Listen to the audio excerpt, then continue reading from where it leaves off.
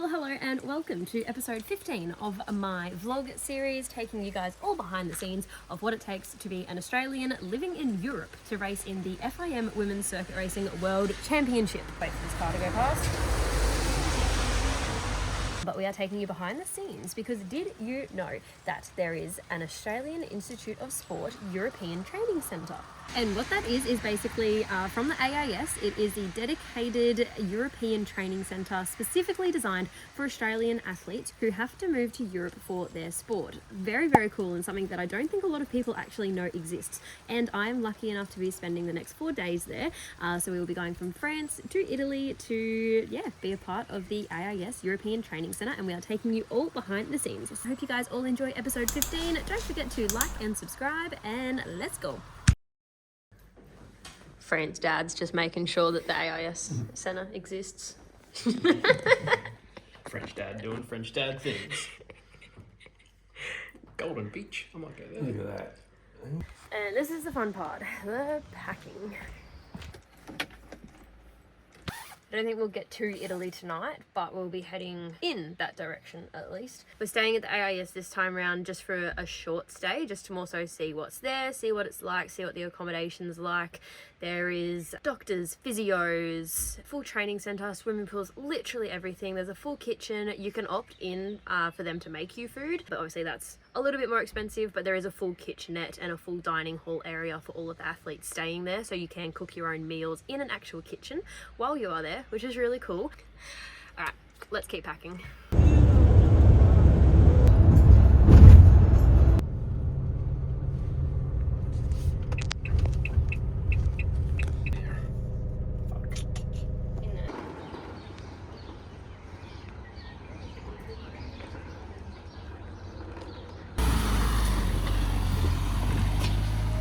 This is so cool. Oh my god, this is insane.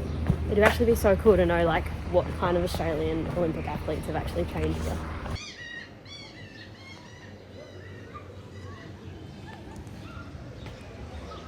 So we just had a little tour of the place, and it's freaking awesome. Like the gym is massive. There's a cardio room, there's a rowing room, there's like a whole like common room area that has like pool and foosball. Glorious day today as well. Well, it has to be all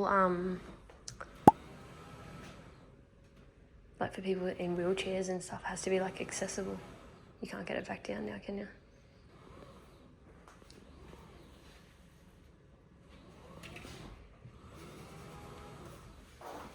I've broken it already. Just leave it, just leave it.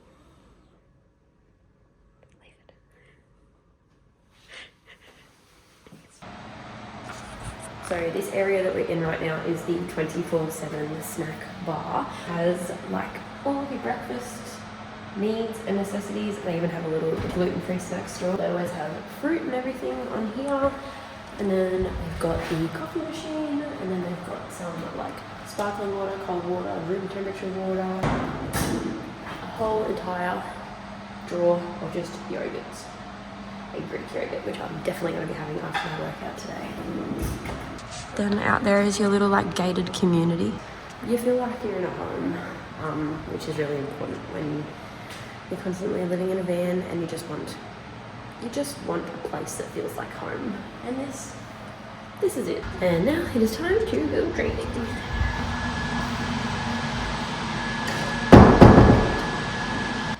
This is the cardio room. What do you got planned today, Tedley?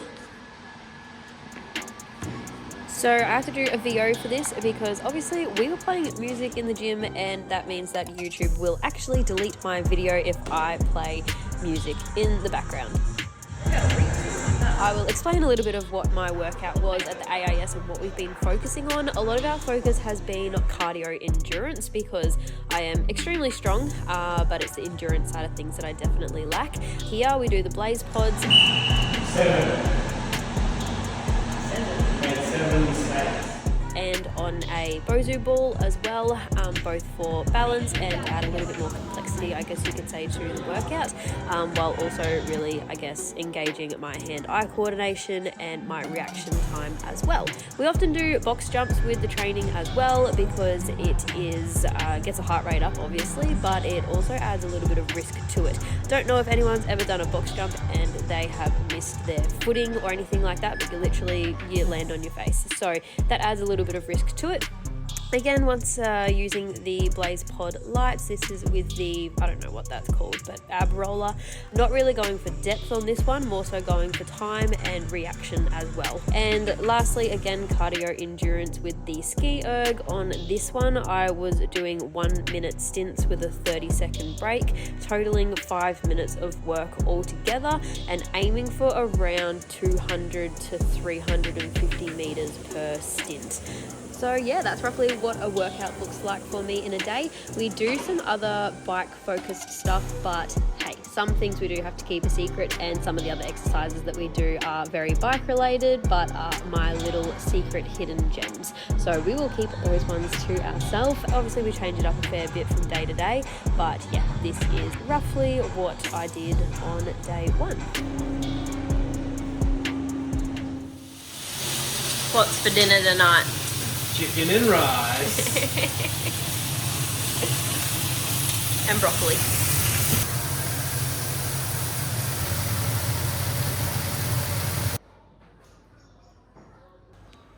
Alright, that's a pretty good little cook up.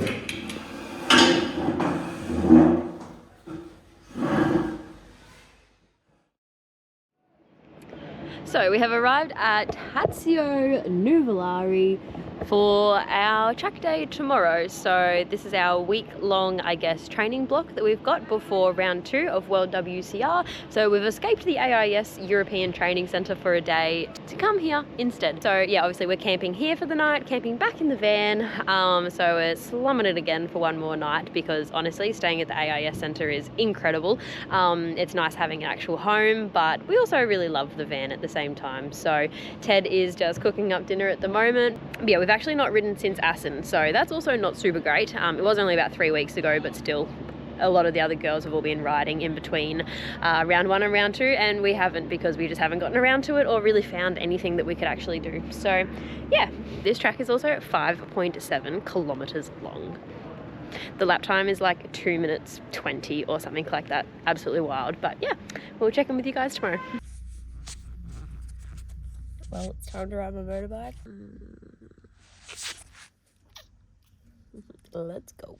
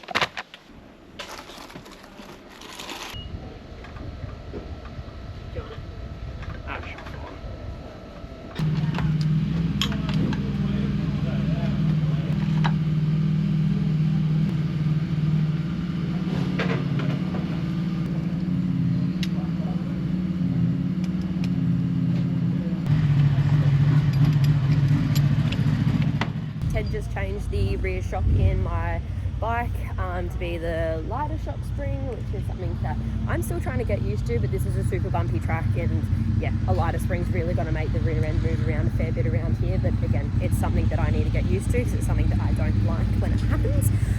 So yeah, Ted just quickly changed that, and yeah, now I've got to go to the riders briefing. But the fun thing about riders briefing when you are doing an Italian track day is that it's in Italian, so I still have to go there to get my sticker, but I don't know what the heck they're saying. Perché vi devo spiegare come funziona la giornata, perché se sbagliate qualcosa lì non capita niente, cioè al massimo perdete un turno. So you kind of just have to wing these kind of days because yeah, I actually don't know what the procedure is.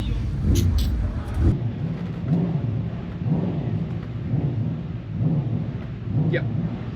I need to do the front. Oh no, jokes, we don't have a front one.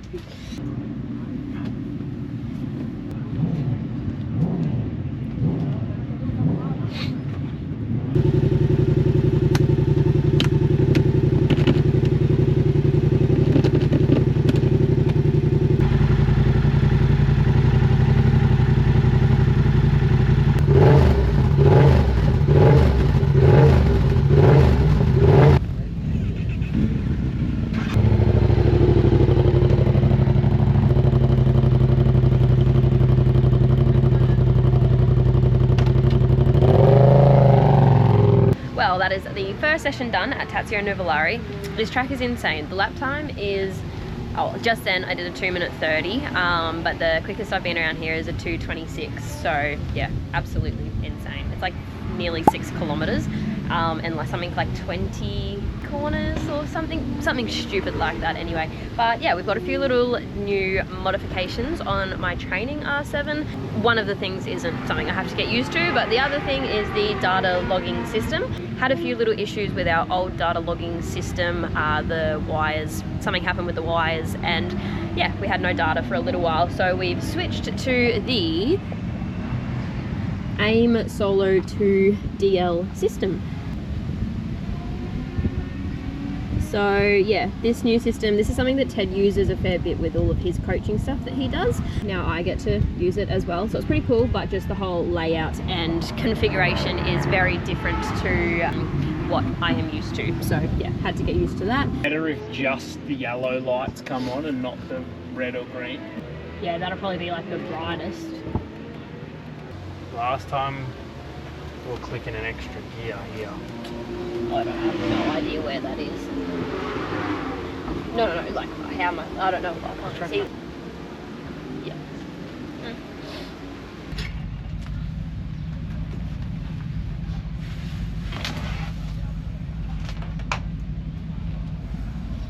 It just like, you can't brake hard. It just feels like the front dives, and then through the fast right that goes onto the back straight. Yeah. It feels like the front never comes back up. Like it feels like there's always so much force. Yeah, it just feels like it never pops back up. I assume third gear? Yeah. Here? Yeah, yes, yeah. Is that right? Yes. Definitely, yeah. What you did on the grey lap. Which is that the lap before? Yeah. 26.7. You held it longer. Yep. Then you clicked fourth. Yeah. But then you clicked... Numbers, give me numbers. On your fastest lap, you clicked it before the second Yeah, no, that corner. Was, that was so scary. definitely click it after that. Yep. You can probably hold your gear changes slightly. That one's perfect. In the grey. Yeah. So hold that gear through the first. Third through the first one, then fourth, then go through the third corner, and then run it out to 9.5 and then click fifth. You tried to pick up the throttle like a second earlier.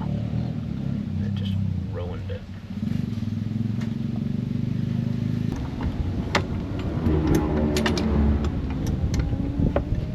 To top up my hydration,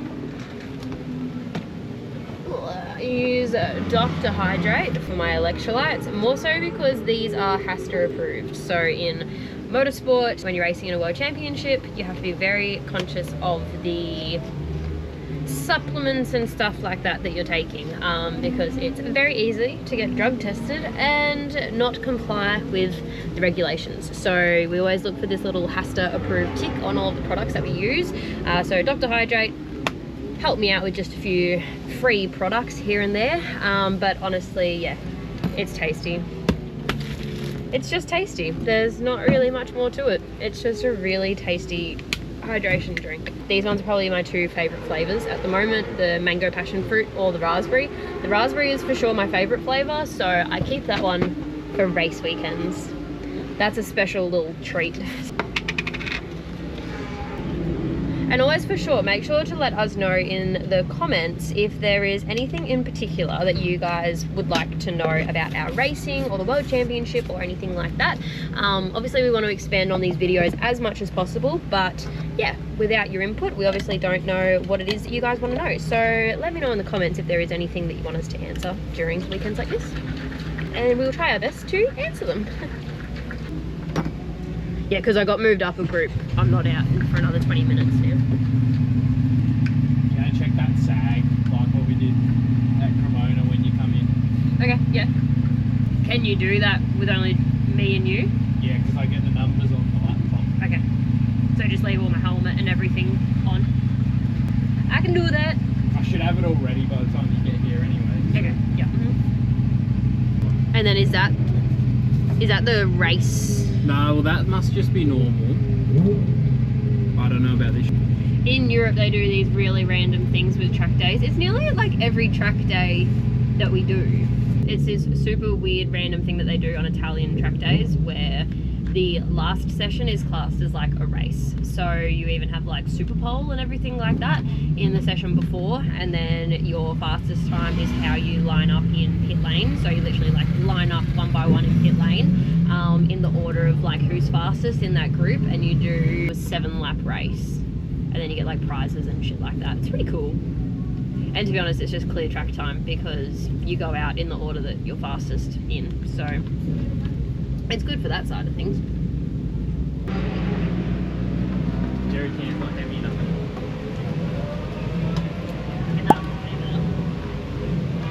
Yeah, I'm very good on that. Yeah, need a mount like here. That works. Then Telling everyone.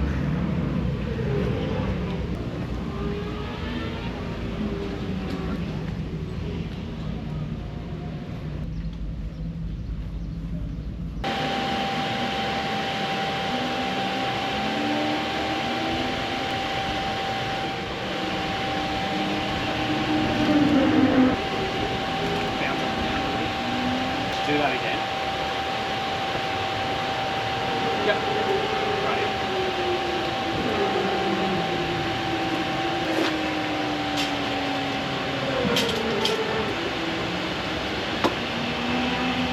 that group is that they're like.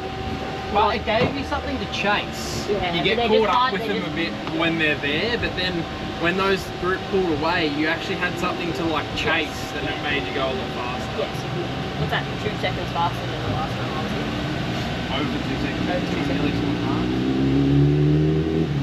No, that felt really good. Yeah, like the initial tip in is quite fast. Like there's a few times that I actually nearly run over like the inside of the curve. Very steep. Yeah. So you kind of can't be like as aggressive as what you want to be because you will. But we remember we went really steep at Cremona to try and give you front end feel kind of thing. Yeah.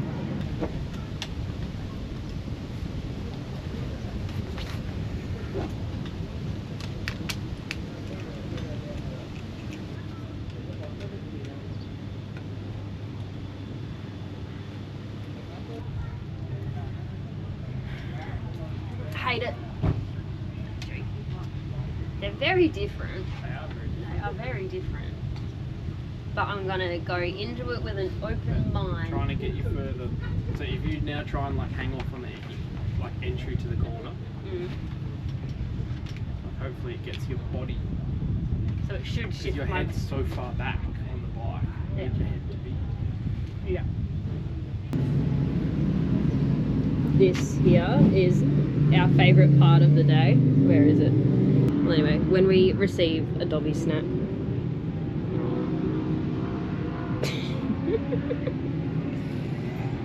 Oh, bud. We miss him so much. Always reminded about Dov. The things and people you have to leave to do what we do. It's sad, but when you get cute little pictures like that of him, it's makes you feel a little bit better. Wait, the cutest photo of him. Whenever people say like anything about leaving your dog, but then you get, I think he's in good hands.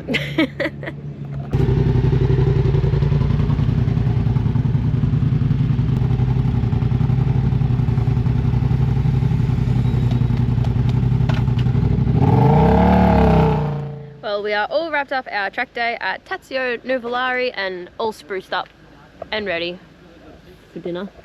Ted's enjoying his Tayla bought me a spritz. Because apparently that's what you do after an Italian rock track day. if I don't pay anyone that works for me, but I do repay them in either ice cream or Aperol spritz. So I'd like to say that I'm the best rider ever.